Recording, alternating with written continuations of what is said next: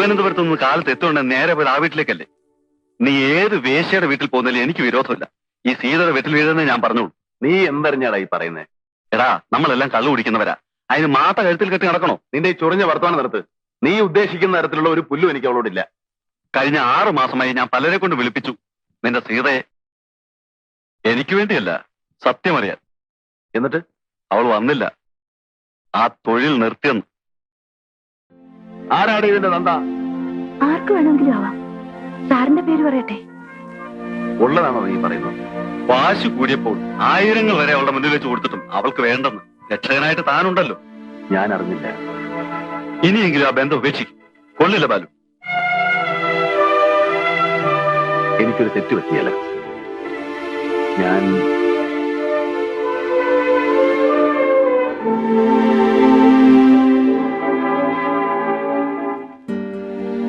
എന്താ ഇത്? മുമ്പ് നീ ആവശ്യപ്പെട്ടതാണ് സാരി.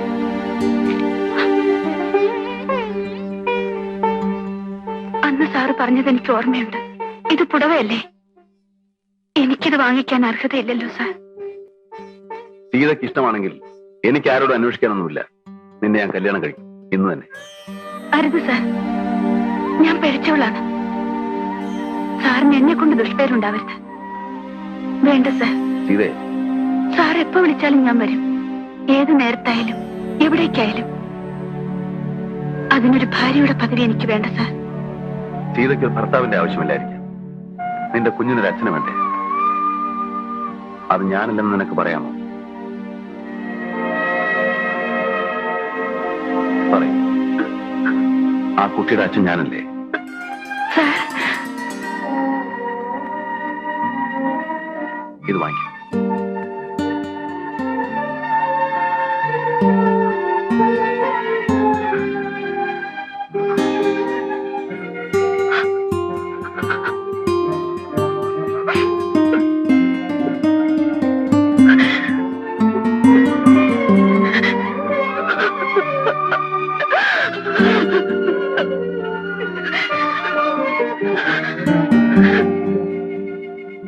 ജ്യോതി, എനിക്ക് എന്റെ ചേച്ചി ഒന്ന് കാണും.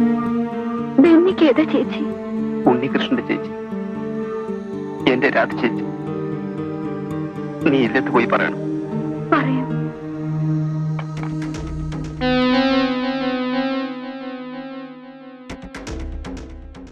ഹലോ. ആ, നിങ്ങൾ എവിടെയായിരുന്നു? ഒരു കേസിൽ പെട്ടുപോയി. ഞാൻ ജാമ്യത്തിൽ ഇറങ്ങിയതാണ്. പ്ലാനിലൊന്നും മാറ്റമില്ല. കൃത്യം 4 മണിക്ക് ആംബുലൻസ് വാൻ അവിടെ എത്തും. ഉണ്ടെന്നേ, സത്യരായന്റെ പാസ്പോർട്ടും ടിക്കറ്റും എല്ലാം എന്റെ കയ്യിലുണ്ട്. എനിക്കത് കാണണം, അല്ലാതെ ഞാൻ വിശ്വസിക്കില്ല. നിങ്ങൾ ഇങ്ങോട്ട് വരും. അത് സംശയത്തിനിടയാക്കും. നിങ്ങൾ രാധ ഇങ്ങോട്ട് അയക്കും. ഞാൻ കൊടുത്തുവിടാം. അതെ, പെട്ടെന്ന് അയക്കണം. ശരി.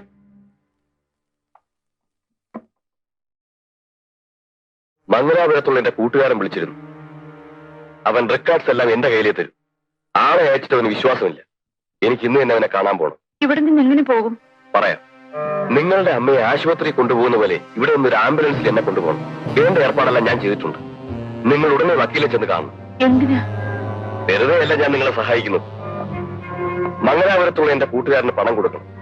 അത് വക്കീൽ തരാമെന്ന് ഏറ്റിട്ടുണ്ട്. നിങ്ങൾ വേഗം പോയി അത് വാങ്ങിച്ചോണ്ട് വരും.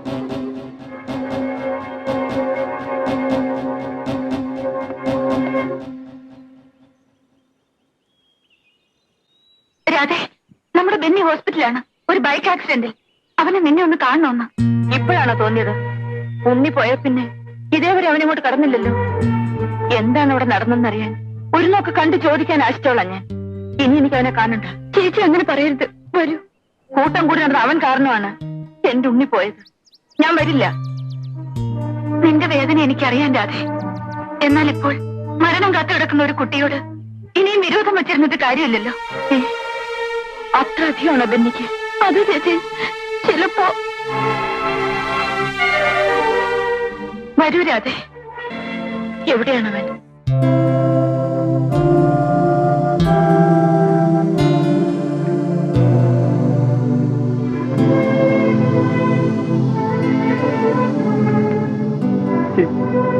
ഇപ്പൊ എങ്ങനെയുണ്ട്?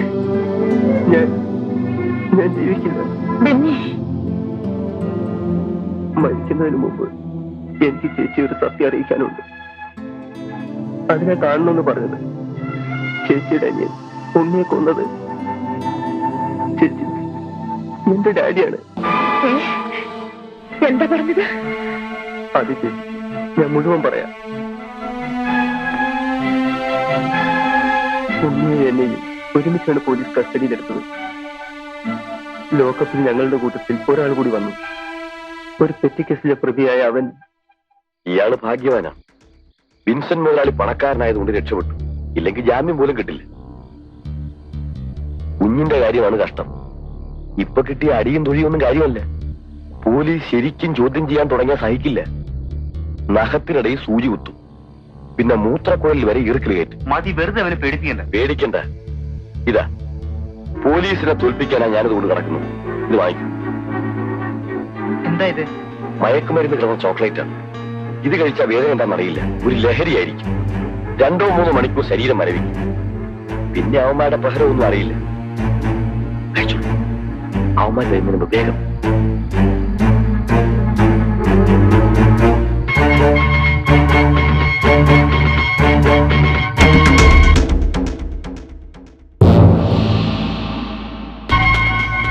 ഈ 3 ലക്ഷം രൂപ നിങ്ങളുടെ മകന്റെ വിലയാണെന്ന് കരുതിക്കോളൂ. സത്യം പറഞ്ഞാൽ അവനാണ് ഈ കേസിൽ 1-ാം പ്രതി. അതെനിക്കറിയാം സാർ. അതിരിക്കട്ടെ, എന്തിനു വേണ്ടിയാണ് നിങ്ങൾ ഒരാളെ എന്നോട് ലോക്കപ്പിൽ അയക്കാൻ പറഞ്ഞത്? എന്റെ മകൻ ചെയ്ത കുറ്റങ്ങൾ, പോലീസ് ജീപ്പ് കത്തിച്ചതും ഓഫീസറെ കൊന്നതടക്കം അറിയാവുന്ന ഒരേ ഒരാൾ അവന്റെ കൂട്ടുകാരനാണ്. പോലീസ് അവനെ ചോദ്യം ചെയ്താൽ സത്യം പുറത്തറിയും. അതിന് ആ നമ്പൂരിക്കുട്ടിയുടെ വായടയ്ക്കാൻ മിസ്റ്റർ വിൻസെന്റ്. സാർ, അവനിപ്പോ ജീവനോടെ ഉണ്ടാവില്ല. എങ്ങനെ അവനെ കൊന്നു? വിഷം കലർന്ന ചോക്ലേറ്റ് കൊടുത്തു. My God. സാറ് പേടിക്കണ്ട. പോലീസ് ചോദ്യം ചെയ്യുമ്പോൾ ചത്തല്ലേ വരൂ. പോസ്റ്റ്മോർട്ടത്തിന് അയച്ചാൽ? ഇല്ല, ചത്തെങ്കിൽ ആ ശവം നശിപ്പിക്കണം. ചേച്ചി, എന്റെ ഡാഡി ഏത് പാപത്തിന്റെ ഫലമാണ് ഞാൻ ഈ അനുഭവിക്കുന്നത്?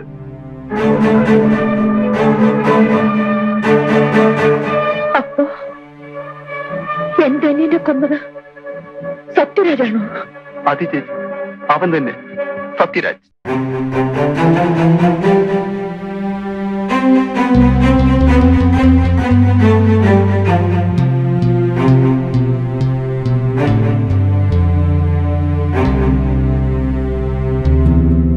ഇനിയിപ്പോ കരഞ്ഞിട്ടെന്താ കാര്യം? സത്യരാജിന്റെ സ്വഭാവം ക്രൂരതയോടെ അറിയാത്തവരില്ലല്ലോ. അവനെ കൊണ്ട് എന്നെ കൊല്ലിക്കാനായിരുന്നല്ലേ ഉദ്ദേശം? അയ്യോ അല്ല. പിന്നെ എന്തിനാ റാസ്കലിനെ വീട്ടിൽ കൊണ്ട് താമസിച്ചു? ജയിൽ ചാടി ഒരു കൊലപ്പുള്ളിയെ ഒളിപ്പിച്ച് താമസിപ്പിച്ചാൽ അതിന് ശിക്ഷ എന്താണെന്ന് നിങ്ങൾക്കറിയാമോ? സാർ, ഇനിയും അവളെ വേദനിപ്പിക്കരുത്. എങ്കിൽ ഞാൻ പറയുന്നതനുസരിച്ച് സത്യരാജ് പറഞ്ഞ പോലെ നിങ്ങൾ വക്കീലിനെ ചെന്ന് കാണണം. അയാൾ തരുന്ന പണം അവനെ ഏൽപ്പിക്കണം. എനിക്കിനി അവനെ കാണാൻ വയ്യ. കാണണം. ഒരു സംശയം തോന്നാത്ത രീതിയിൽ അവനോട് പെരുമാറണം. എങ്ങനെ എനിക്കത് സാധിക്കും? ഇല്ലെങ്കിൽ അപകടമാണ്. അവന്റെ കയ്യിൽ ആയുധം ഉണ്ടെന്നല്ലേ പറഞ്ഞത്? പിസ്റ്റളോ ചെങ്കണ്ണോ ഇർണേടോ എന്തൊക്കെ ഉണ്ടെന്ന് ആർക്കറിയാം? പോലീസ് നിങ്ങളുടെ വീട്ടിൽ കടന്നാൽ തീർച്ചയായും ഏറ്റുമുട്ടലുണ്ടാവും. അതിനകത്തല്ലേ നിങ്ങളുടെ വയസ്സായ അച്ഛനും അമ്മയുള്ളത്. ചിലപ്പോ അവരെ രക്ഷിക്കാൻ കഴിയുമെന്ന് വരില്ല. അതുകൊണ്ടാ പറഞ്ഞത്, അവന്റെ പ്ലാൻ പ്രകാരം ആംബുലൻസ് കയറി വരട്ടെ. ആളൊഴിഞ്ഞൊരു മൂല വെച്ച് ഞങ്ങൾ അറസ്റ്റ് ചെയ്തോളാം. അതുകൊണ്ട് നിങ്ങൾ നിങ്ങളുടെ വീട്ടിൽ പോണം, ഞങ്ങളെ സഹായിക്കാൻ. എന്താ? തീരെയും കൂടെ പോണം. നീ എന്റെ കോട്ടയത്ത് ഇരുന്നാ മതി. അപ്പോഴപ്പോ അവിടെ നടക്കുന്ന കാര്യങ്ങൾ എന്നെ അറിയിച്ചോണ്ടിരിക്കണം. ഞാൻ ഫോൺ ചെയ്ത് അന്വേഷിച്ചു.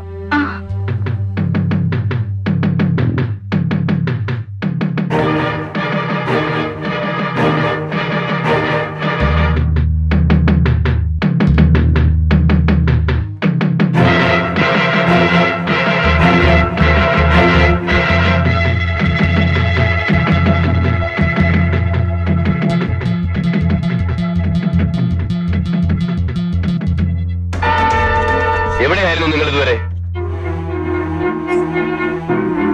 ആ പെട്ടി കയറും. ഈ തരാൻ ആംബുലൻസ് വന്നാലുടനെ ഞാൻ അതിൽ കയറിപ്പോവും. അയലത്തുള്ളവർ ചോദിച്ചാൽ എന്തു പറയും? അറിയില്ല. അമ്മ പോകാൻ കൂട്ടാക്കാത്തത് കൊണ്ട് ആംബുലൻസ് തിരിച്ചയച്ചു എന്ന് പറയണം. എന്താ നിങ്ങൾക്കൊരു വല്ലായ്മ? ഒന്നുമില്ല.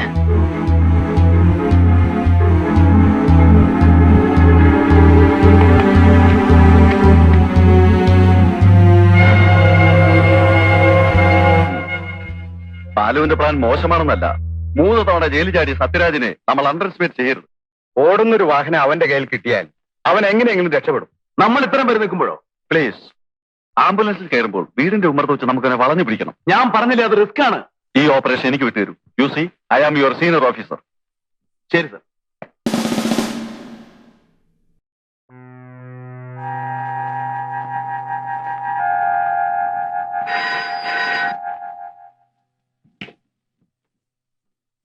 അതെ, പറയൂ, എന്താ? നീ ഉടനെ ഇല്ലത്ത് നിന്ന് രാധയെ കണ്ട് പറയണം, സത്യരാജിനെ വീടിന്റെ ഉമ്മർത്ത് വെച്ച് പിടിക്കാനാ ഉദ്ദേശം. അവൻ ഇറങ്ങി ആരും പുറത്തേക്ക് വരരുത്. വെടിവെപ്പും സംഘടനയും എല്ലാം ഉണ്ടാവും. മനസ്സിലായില്ലേ? ഇല്ലത്തെ നിന്ന് രാധയോട് പറയണം സൂക്ഷിക്കാൻ. ഉടനെ. ശരി.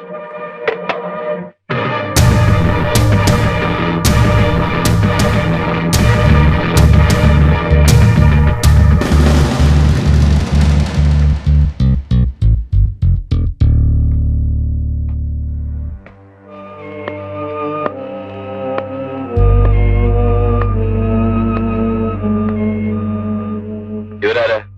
എന്റെ സ്നേഹിതയാണ്. ഓഹോ, എന്നാൽ ഞാൻ ഇവിടെ നിന്ന് ഇറങ്ങുന്നത് വരെ സ്നേഹിത ഇവിടെ തന്നെ ഉണ്ടാവണം. വെളിയിലെങ്ങും പോകാൻ പാടില്ല. എന്താ വിഷമമുണ്ടോ? ഇല്ല.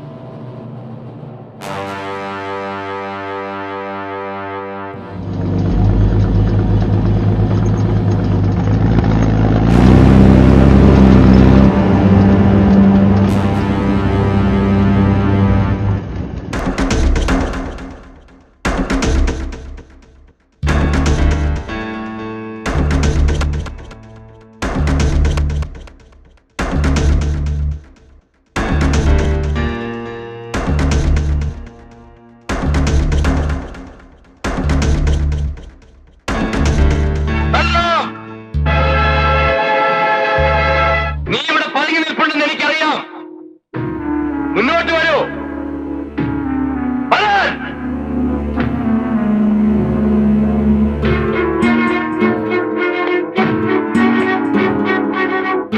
എനിക്ക് നിന്നോടൊരു കാര്യം സംസാരിക്കാനുണ്ട്. താമസിച്ചാൽ എന്റെ തോക്കിന് മുന്നിൽ നിൽക്കുന്ന 3 ജീവൻ നീ കാരണം നഷ്ടപ്പെടും.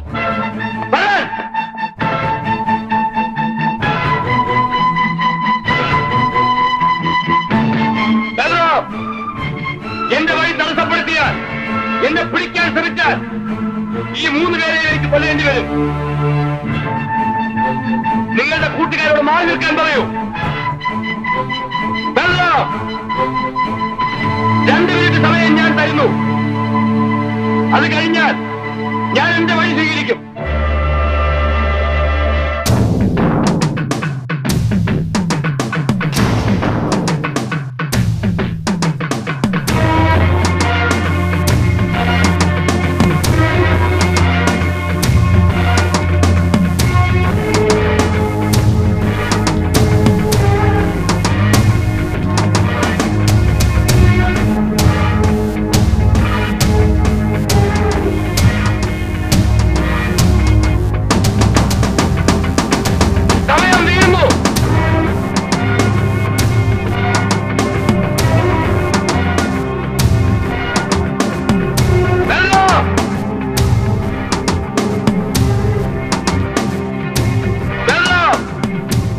മുന്നോട്ട് വരൂ.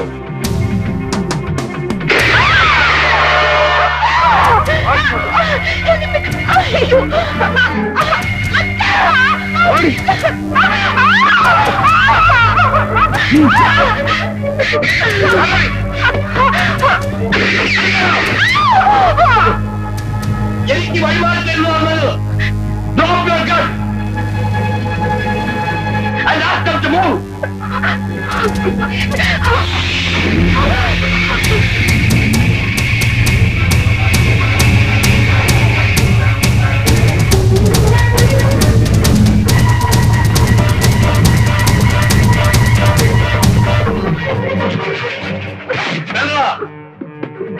എന്നെ പിന്തുടർന്ന ആ നമ്പൂതിരിയുടെ ഗതിയായിരിക്കും ഈ രണ്ടിലും. വഴിമാറ്റൂ, വേഗം പോ.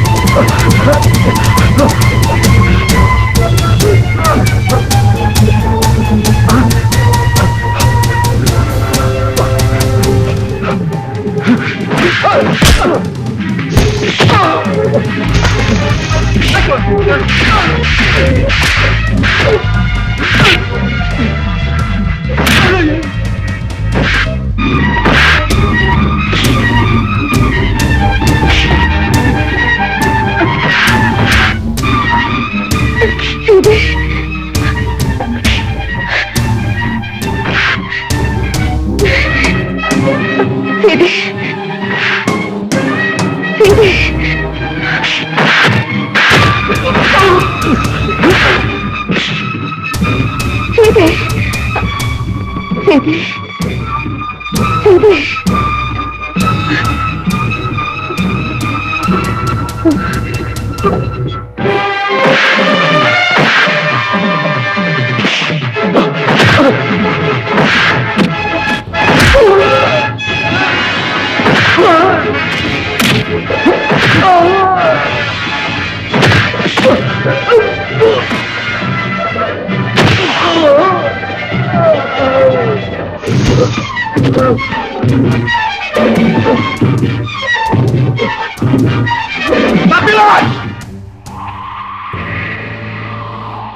തവണ നിന്നെ ഞാൻ അവർക്ക് പിടിച്ചു കൊടുത്തു.